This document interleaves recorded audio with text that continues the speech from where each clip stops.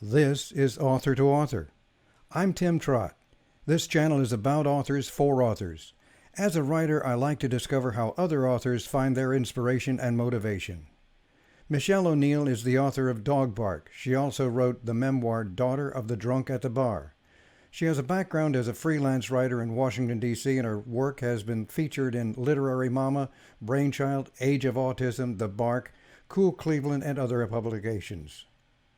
She's an RN, a BSN, and teaches yoga in a large retirement community in South Carolina. She's married and has 2 kids, 2 dogs, and 2 cats. In a moment, we'll meet our guest author. Author to Author is supported by cybershoot.com, the right host for your author website. As with writing, there are several options for publishing an author website. One is hiring a professional to design and manage your site for you. Another is self-publishing. You take on the writing and formatting and put it all online. The third option may be more attractive.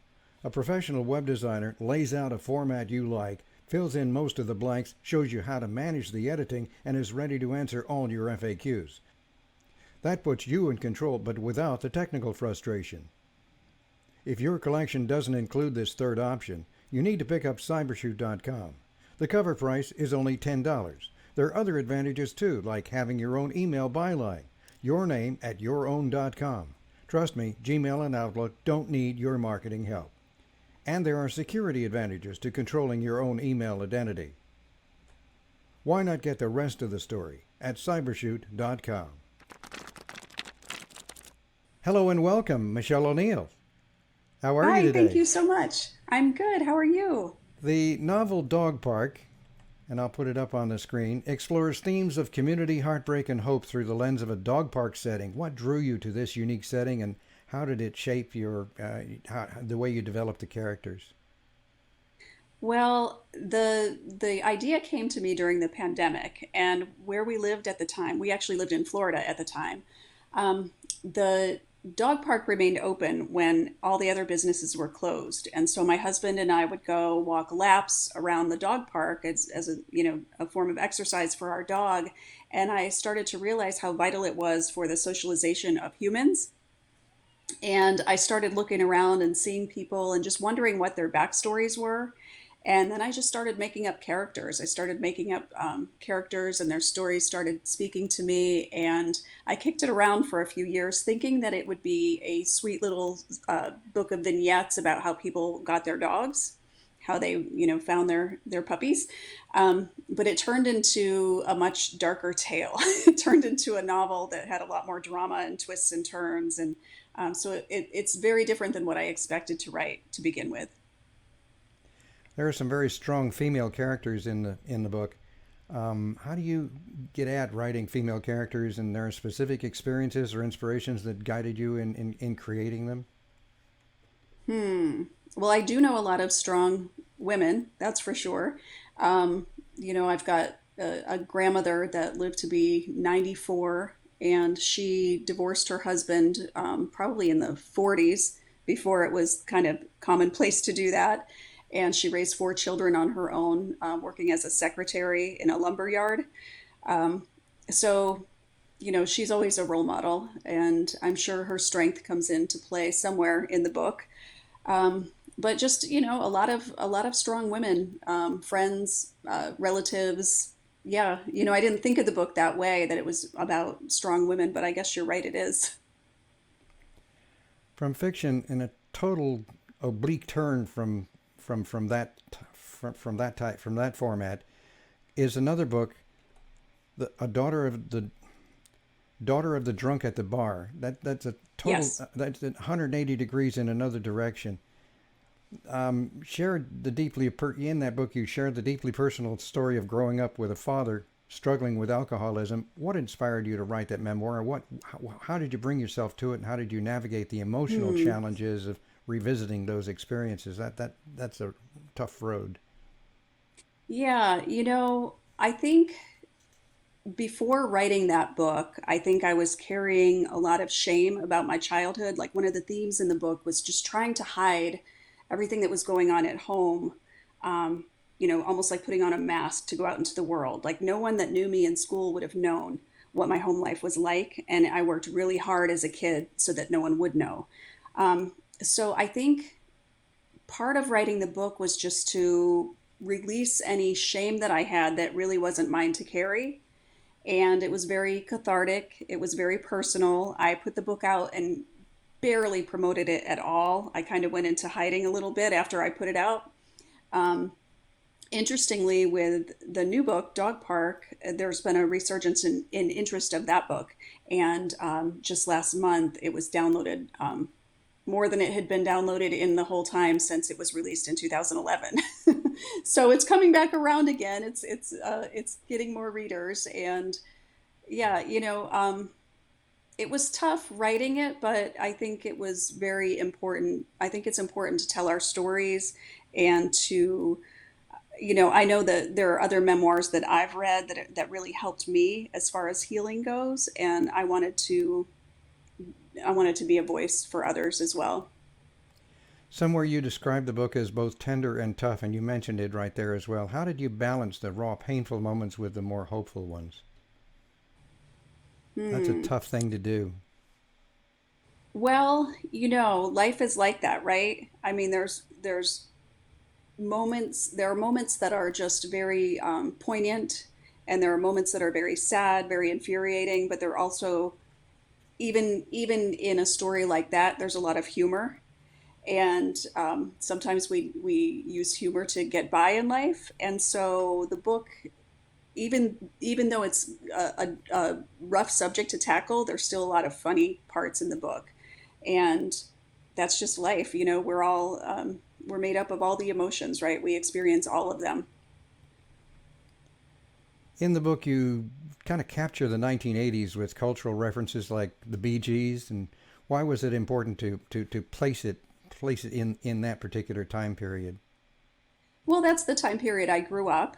I was born in 1968, and it was also really fun to go back to that period when I was writing the book. So I would put on music from that era. I would look up. There's a Love's Baby Soft reference. All the girls were wearing this like really cheap perfume called Love's Baby Soft. So I actually bought that and would spray it around a little bit to bring up those memories. Um, you know, Looking at the styles, the Farrah Fawcett hairdo and the teased hair in the 80s, and bell bottoms in the 70s, things like that. When I went back and studied and immersed myself in that era, more and more memories would flood back, and that would help me write as well. Both of your books deal with human complexities and hidden struggles. What is your secret to creating authentic characters that resonate with readers? Just diving into the mood, or immersing yourself in it, that can kind of be cathartic, or yeah, how do you do that? Yeah, definitely diving in. I based a couple, like the character Becky in Dog Park. She's a teenage girl that's having trouble, and she's got to deal with a lot of problems in her life. And there were a couple of actors that I actually based her on. I don't know if you know Aubrey Plaza from Parks and Rec.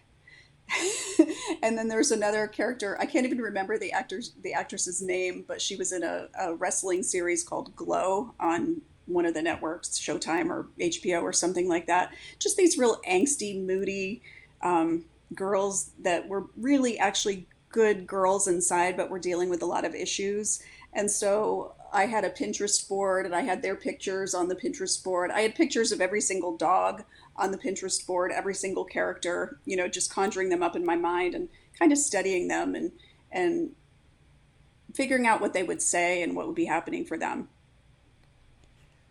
What was the transition like?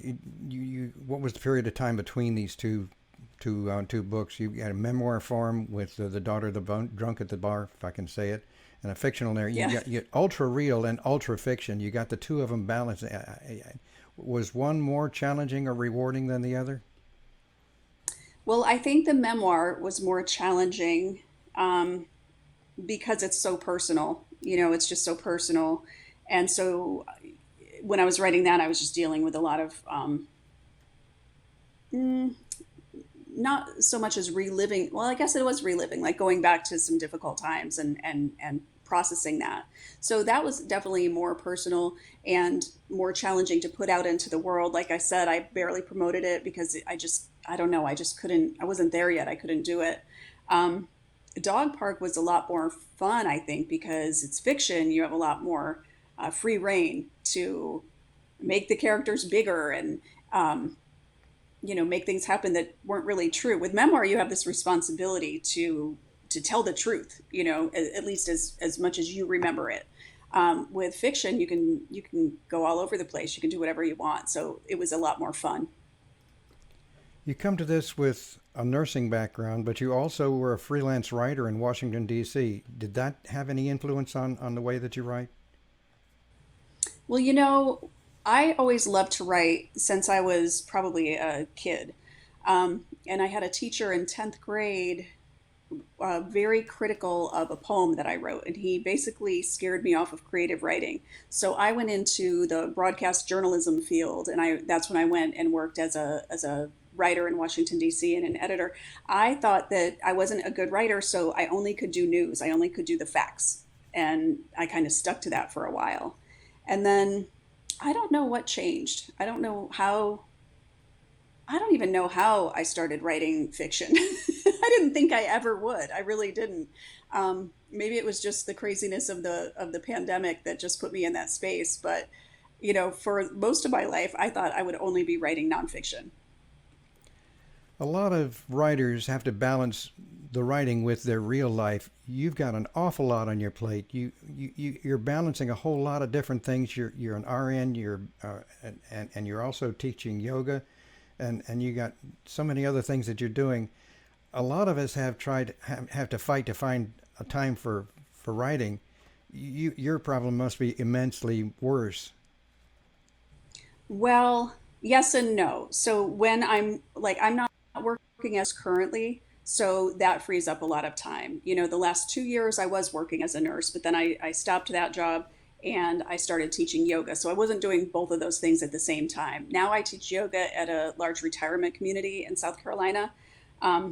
And that's what I'm doing. I also have my family. I have a daughter that's 25. She's on the spectrum. She still lives with us, and I have to drive her everywhere, and she still requires a lot of my attention. So yes, it's always a balance, but I'm not doing all of it at once all the time. And the way that I write is I wake up early in the morning. That's how I get it done, and that's when I feel like the best work comes. If I try to write in the afternoon, I'm just too tired. It doesn't work. So I'm just naturally a morning person. And when I wrote my memoir, I would wake up at 5 in the morning. I had little kids that time, and I would get 2 solid hours in before they even woke up. Now I have a little bit more freedom. I can wake up at 7 and write till 9. Not a lot of writers experience the extremes, both, well, not just fiction and nonfiction. I would consider a memoir to be ultra nonfiction. So, from that perspective, that broad perspective, what advice would you give other writers About writing memoir. about balancing or balancing fiction and nonfiction or memoir versus how do you live in all of those? How do you live on all those planets? Well, I think good storytelling requires the same thing, whether it's fiction or nonfiction. You want to have, a compelling story. You want to have good pacing. You want to have good transitions so that the reader is like wanting to turn that page. So either one, you're telling a story. Um, and so I would study storytelling, whether you're writing memoir or fiction. Taking that a step further, here's a question for you: self-published or traditional, and the reasons. So I went with self-publishing both times. The reason with my memoir is probably because I was still pretty scared and I was still playing really small. And I was kind of afraid of what would happen if it did go out and afraid to pitch agents and things like that. With the novel that I wrote, Dog Park, I was less afraid, but it seems like, the first book came out in 2011 and the second book came out in 2024, and so much had changed in the publishing industry since then. And I have a lot of friends that are published authors, and what I was hearing from them was that they would get maybe $1 a book, when all the deals were done.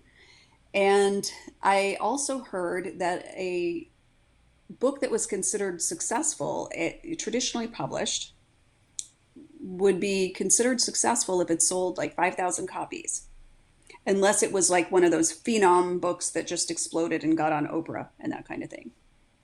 And so with with the advances in self-publishing, and I went with Paper Raven Books, so they did help me. I kind of did a concierge, like I picked and choose what I needed from them. They didn't do the whole thing for me, but they did the formatting. I had already hired a private editor.